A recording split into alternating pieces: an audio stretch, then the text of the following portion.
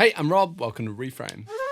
We've all seen it, these musical freaks who can just play any instrument. They pick it up, they have a fiddle, and then they start sounding really good. And you're like, do you know this instrument? And they're like, no, I'm just having a jam. I'm just fiddling around. Why wasn't I born with this talent?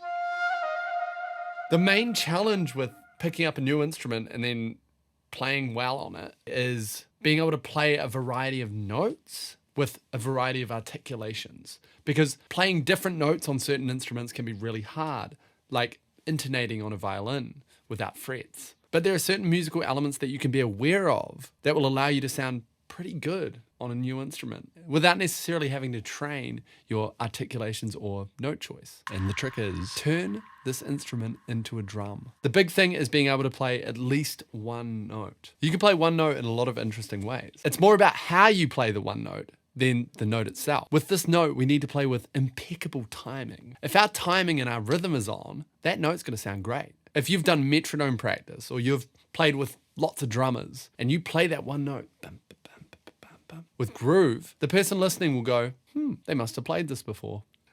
No, I've played rhythm before. The way to make your rhythm sound great on the best note in the world is by leaving an appropriate amount of space. So in order to leave space, you need to be able to count in your head to keep the beat going and then come in a rhythmically accurate time. Another way to make the daddy note even better, dynamics. Experiment with the range of this new instrument. How light can you play? And how heavy can you play? Then if you have access to more than one note, you can play this rhythmic, dynamic, drum-like pattern on all the different notes that you do have access to. Here's an example. This is the Folk Master. It's a harmonica in C, and I've never really played harmonica. So I thought for this video that I'll give it a go. I'm gonna try and leave space. I'm gonna try and use lots of dynamics, and I'm just gonna try and be rhythmically accurate. Here we go.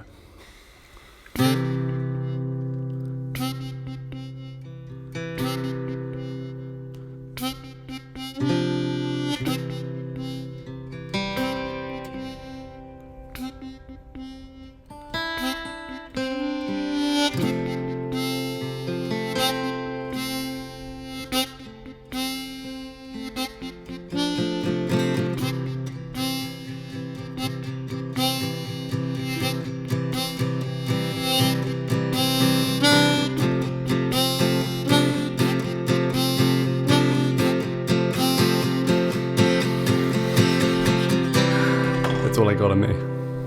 See how that was funky? I didn't have to do much. I was playing really simply, and then I was just jamming along with myself on an instrument that I'm much better at. So you can imagine in a setting where you might need to jam with someone, they'll be able to jam along. And they'd probably be able to play something much more complex because of their access to all the notes. But my thing might complement what they're doing. So the trick to tomfoolery on this new instrument is to be able to play one note and master rhythmic timing, leave enough space, and play with a wide range of dynamics so that it sounds like you're good at that instrument, even though you just picked it up. Thanks for watching this episode of Reframe. I'm Rob.